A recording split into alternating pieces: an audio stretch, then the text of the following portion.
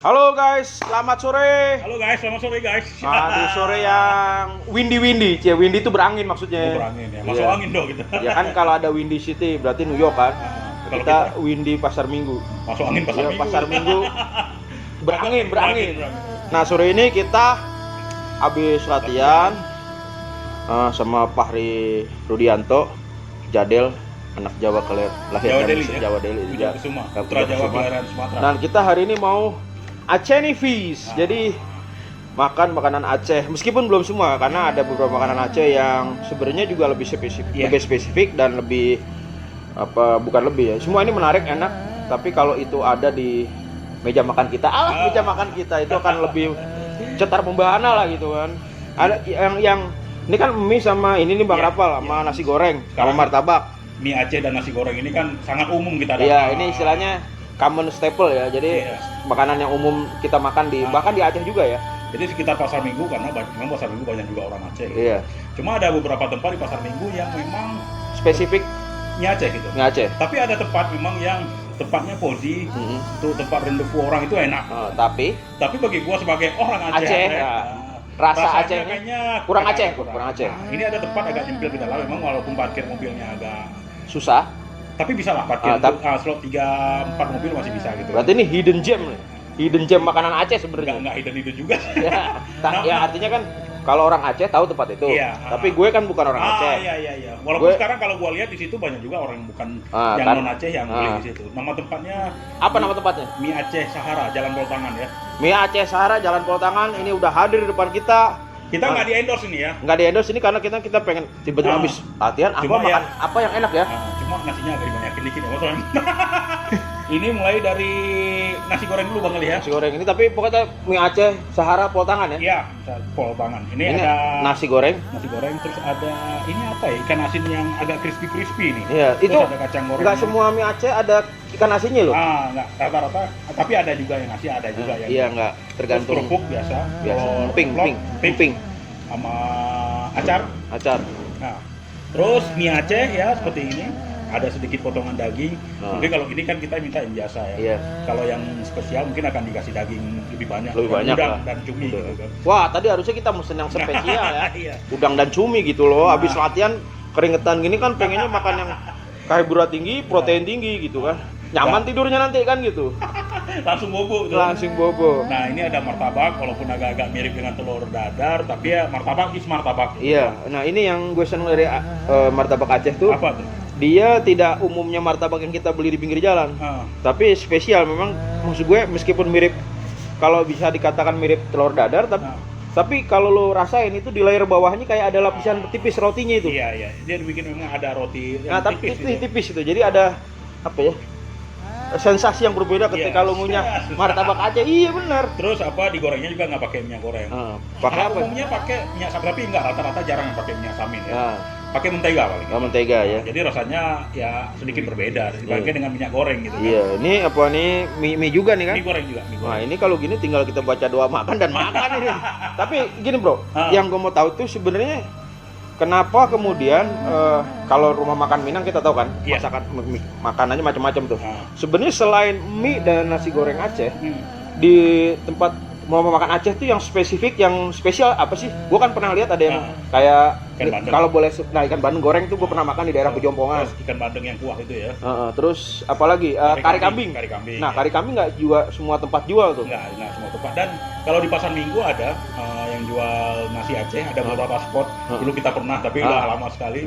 Dan kari kambing itu nggak tiap hari, biasanya mereka hari Jumat atau hari Senin. Jadi nggak setiap hari disediakan. Jadi gitu. spesifik lah, kalau di Jawa kan kayak ada hari pasaran di mana lo boleh jual makanan apa-apa gitu. Walaupun di Banda Aceh kari kambing itu ada yang jual tiap hari karena udah orang udah tahu semua kalau di Banda Aceh masakan khasnya itu kari kambing. Apalagi yang asli Aceh Raya atau Aceh Besar. Karena ada perbedaan walaupun sama-sama kari kambing juga antara kari kambing dari Pidi ya dengan kari kambing dari Aceh Raya atau Aceh Besar itu. Aceh Besar itu sekitar Banda Aceh itu ya. Ada perbedaan cara pembuatannya. Bumbunya sih mungkin agak-agak mirip, tapi ya ada penambahan sana sini. Ada ya masing-masing punya keunikan masing-masing. Oke? Nah, ini kita baca doa makan dulu. Ya. Masih ingat nggak Om Aceh? Ingat. Ingat nggak nih? Doa makan nih, ntar nggak inget lagi lu. Ingat kok, bismillahirrahmanirrahim. Bismillah. Allahumma barik lana fi benar benar benar. Jangan cepet-cepet bacanya. Jadi keberkahannya tuh benar-benar kita rasakan. Bismillahirrahmanirrahim. Allahumma barik lana fimma razaqtana wa qina adzabannar. Nah, Bro, tadi sebelum kita sambil kita makan lah ya. Ya, oke. Ini mie Aceh ini tadi ada yang lu mau omongin soal mie Aceh itu gimana? Ya, mie Aceh ini justru unik gitu ya. Ada yang bilang tuh sejarahnya berasal dari Medan malah. Oh gitu ya? Malah bukan mie dari Aceh bukan ya? Dari Titi Kuning apa Titi Bobrok itu? Titi Bobrok. Titi Bobrok ya? Ini anak Medan nih, ini anak Medan nih. Yang terkenal mie Aceh Titi Bobrok. Karena dulu ada orang Aceh yang ke sana. Terus mungkin kalau mie kita tahu influence-nya pasti dari Cina. Walaupun ada yang bilang juga dari Italia ya. Marco Polo bilang dari Italia karena seperti spaghetti ya. Jadi akhirnya sama orang Aceh dikasihlah bumbu Aceh ini ya. Kalau dari Jawa Marco Superno itu. Apa? Kalau dari Aceh kan Marco Polo. Dari Italia Marco Polo. Kalau dari Jawa Marco Superno itu. Oke. Nasinya kru coba. Jadi mie ini malah kemungkinan dari Medan, kemungkinan. Ada cerita seperti itu ya? Ada. Gue nggak mau makan langsung banyak-banyak. Soalnya kan gue emang mau ngejar karir jadi modeling tuh. Nah, ada kemungkinan memang dari Medan gitu ya. Dia orang Medan yang perantauan, diaspora lah ke Medan. Mereka melihat itu dan membuat mie akhirnya dengan racikan bumbu Aceh sendiri gitu. Ini nasi gorengnya gue belum pernah ketemu di maksudnya sepanjang gue makan nasi goreng Aceh. Belum pernah ketemu gini. Ini rasanya beda nih. Coba lagi. Lebih nohok gitu loh. Jadi kalau kita makan tuh langsung apa ya? Kan ada yang pedesnya mild. Ini bumbu kari, ada kayak bumbu kari kayaknya ya. Pasti. Tadi gua sempat ngambil video nanti di itu Twitter.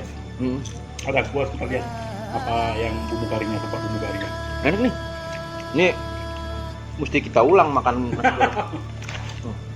Kalau mie-nya ya mie enak ini. Cuma masih bisa ada tempat lain yang bersaing. Tapi kalau nasi gorengnya aku suka. Kalau anak sekarang suka. Kalau mie Aceh di Jakarta itu, jadi ada cerita spesifik ya. Kalau dulu tahun 70-an tapi terlalu jauh 80-an, tahun 90-an lah. Rata-rata orang yang merantau ke Jawa yang ingin menjadi pedagang mie Aceh, mereka juga di samping punya kemampuan untuk mengolah mie Aceh atau membuat bumbu, ada satu yang keahlian yang harus mereka kuasai, membuat mie Aceh. Membuat mie Aceh yang mentah gitu loh. Jadi yang mentahan gitu, jadi, yang memang untuk kemudian diproses menjadi mie goreng atau mie rebus ya? Karena belum ada yang jual waktu itu. Nah waktu itu lo sebagai perantauan Aceh, yang lo pertama denger bikin mie Aceh ini di mana? Di Pasar Minggu ya. Pasar Minggu, memang karena komunitas besarnya pertama kali ada di Pasar Minggu ya. Dan sekarang ada yang kulakan ini, ada yang kulakan jadi jual mie doang dia. Jadi pedagang-pedagang mie dia tinggal beli. Bisa beli dia habis 7 kilo, 4 kilo sehari, tinggal beli ke Pasar Minggu. Bumbunya juga, tapi udah ada yang disiapin. Tapi rata-rata pedagang mie Aceh hampir di semua tempat yang gua tahu mereka bumbunya rahasia masing-masing gitu loh. Jadi bumbu mereka ngulik sendiri. Kayak ini nih, gua nggak ketemu gua pernah makan di Pejompongan, di Karet apa. Banyak lah ya. Beberapa tempat. Dan porsinya nggak generous loh porsinya. Iya. Banyak loh ini porsinya. Meskipun sih gua kalau nggak ngejar karir sebagai modeling ini gua bisa habisin sendiri. Enak. Nyobain martabaknya deh. Nah, ini dia udah.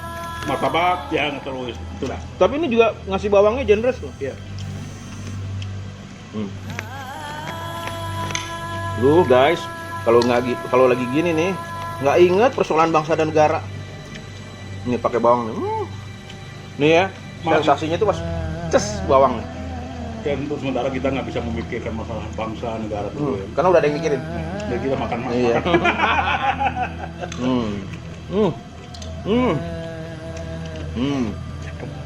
Sensasi ngunyah bawangnya. Ces. Makan makan jangan pakai malu-malu. Jangan pakai malu-malu. Kalau makan tuh harus malu-maluin. Kak, itu cerita tentang Aceh dikit saya makan.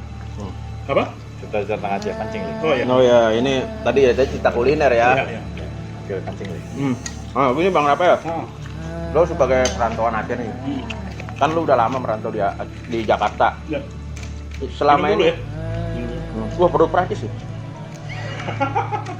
Jadi selama ini yang lu lihat ada perkembangan signifikan apa di Aceh pasca ya artinya MOU lah atau apa atau sejak Aceh menjadi otsus otonomi khusus? Bang Galih ini tesis S2-nya di ilmu politik masalah Aceh loh. Iya, masalah otsus. Perdamaian Aceh ya. Otsus.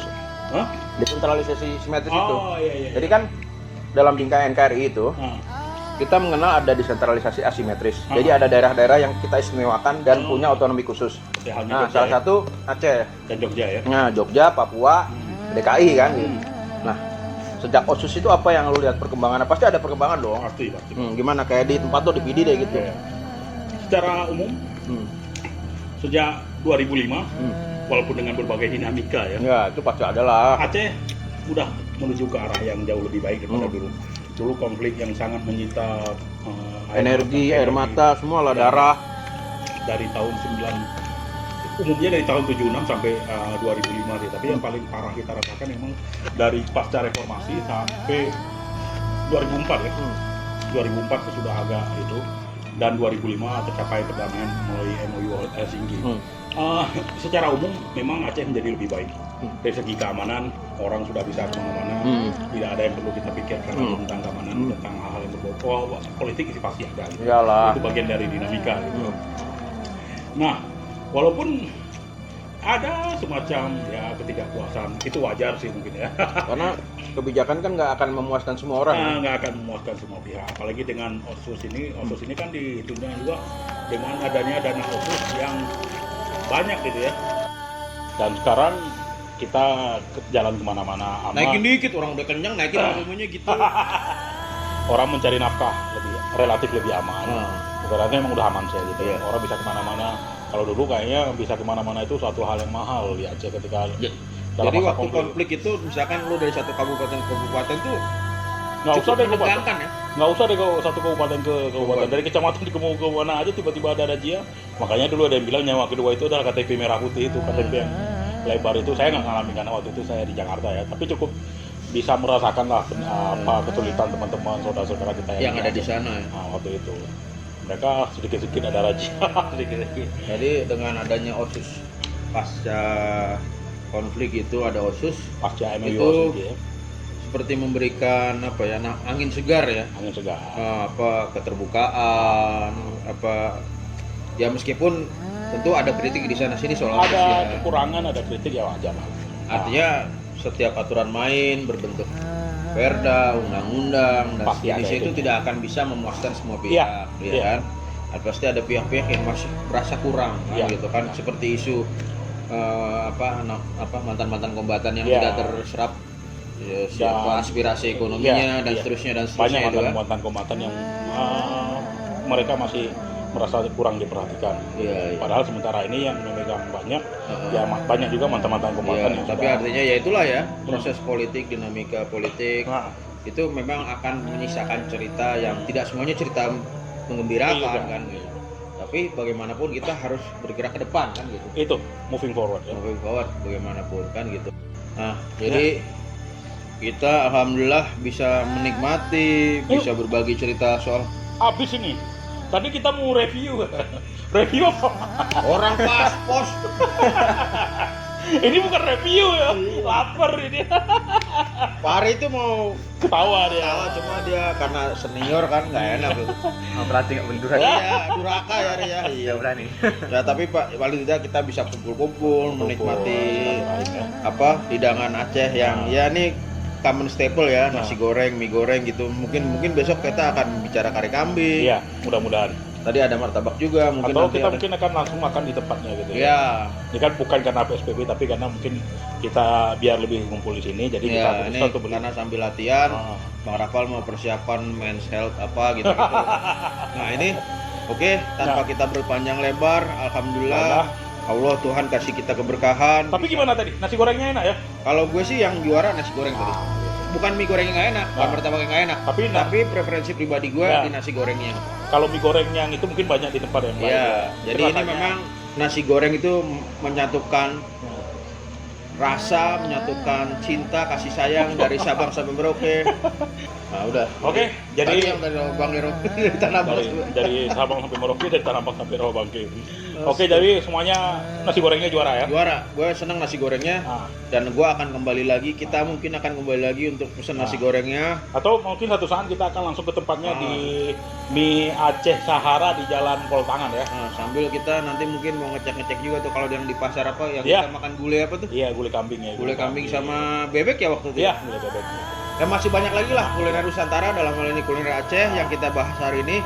Mungkin ke depan kita akan juga review dan bahas kuliner-kuliner lain. kuliner lain sekaligus perkembangan daerah Iya. tempat kuliner yang kita akan nikmati. Unik tuh bisa. Iya kan gitu. Jadi kita nggak cuma makan makanannya, karena kalau food vlogger itu udah banyak. Banyak. Tapi vlogger yang makan makanannya sambil membahas isu terkini daerah di mana makanannya kita nikmati. Kayak kita makan bebek Madura. Ada isu apa Di tentang Madura kan gitu. Nah itu mungkin akan menjadi dan juga sedikit sejarahnya. nah gitu, itu akan menjadi apa Nilai pembeda. ya dan ulasan Dua Maut berikutnya. Oke ya. Sampai ketemu di video-video Dua Maut berikutnya. Jangan lupa like, Like, share, share, and subscribe. Lu jangan kayak batu nih. Tetap bersama Dua Dua Maut. Maut. Dua Maut. Fuh.